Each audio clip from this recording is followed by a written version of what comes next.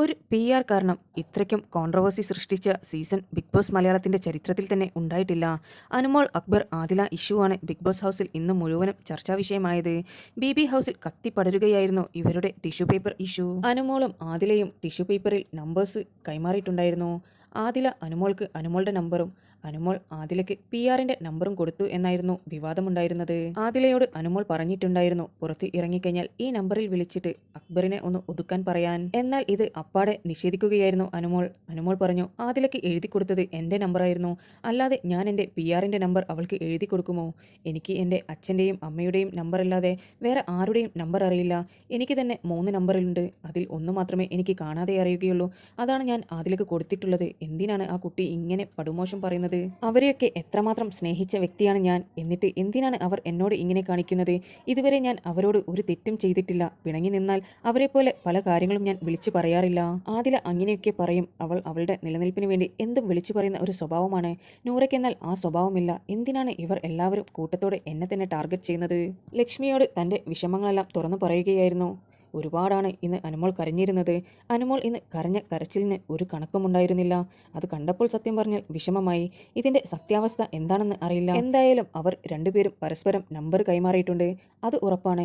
അനുമോൾ പലതവണയാണ് വിളിച്ചു പറഞ്ഞിട്ടുള്ളത്, നൂറയ്ക്കും ആദിലയ്ക്കും ഞാൻ കൊടുത്ത നമ്പർ എൻ്റേതാണ്, അല്ലാതെ എൻ്റെ PR-ൻ്റെതല്ല എന്ന് പറഞ്ഞുകൊണ്ട് കരയുകയായിരുന്നു. എന്നാൽ അക്ബർ നെവിനോട് പറഞ്ഞു, നീ ഒരു കാര്യം മനസ്സിലാക്ക്, ആദില ആദ്യം എന്നോട് PR-ൻ്റെ നമ്പറാണ് തന്നത് എന്ന് പറഞ്ഞു. പിന്നീട് അത് അവൾ തിരുത്തി പറഞ്ഞിട്ടുണ്ടായിരുന്നു. കാരണം അവൾക്ക് മാറിപ്പോയതാണ്. അത് അനുവിൻ്റെ നമ്പർ തന്നെയാണ്. അതിലേക്ക് വിളിച്ചു കഴിഞ്ഞാൽ അവളുടെ ചേച്ചിയെയാണ് കിട്ടുക.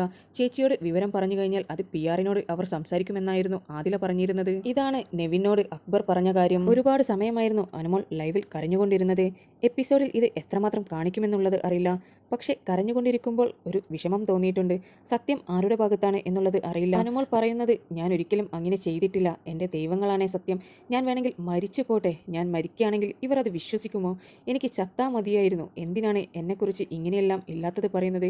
ഇല്ലാത്തത് പറയുന്നത് കേൾക്കുന്നതിലും നല്ലത് മരിക്കുന്നതല്ലേ എന്നെല്ലാം പറഞ്ഞുകൊണ്ട് പൊട്ടി പൊട്ടി കരയുകയായിരുന്നു. അനുമോൾ കരയുന്നത് കണ്ടിട്ട് അക്ബർ പറഞ്ഞു, ഇനി അവളെ വെളുപ്പിക്കാൻ വേണ്ടി അവൾ കരഞ്ഞു കരഞ്ഞ് മെഴുകും. അതിനായി അവൾക്ക് ഒരു പ്രത്യേക കഴിവുണ്ട് എന്നായിരുന്നു അക്ബർ പറഞ്ഞിരുന്നത്.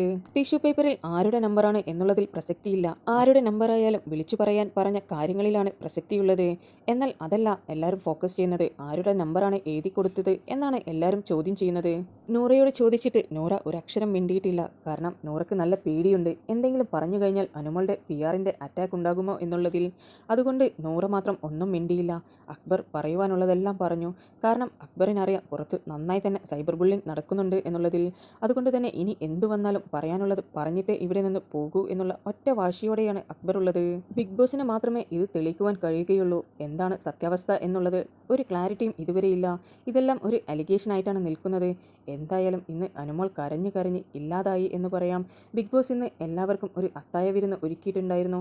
ആ സമയം എല്ലാവരും ഫുഡിൻ്റെ മുന്നിൽ സന്തോഷപൂർവ്വം എത്തിയപ്പോൾ അനുമോൾ മാത്രം വിഷമിച്ച് ഒരു മൂലയിൽ ഇരിക്കുകയായിരുന്നു.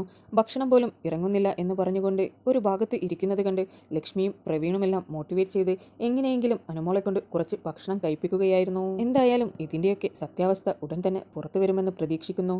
നിങ്ങൾക്ക് BBയുടെ അപ്ഡേറ്റ്സ് അറിയുവാൻ താല്പര്യമുണ്ടെങ്കിൽ എൻ്റെ ചാനൽ സബ്സ്ക്രൈബ് ചെയ്ത് സപ്പോർട്ട് ചെയ്യുക.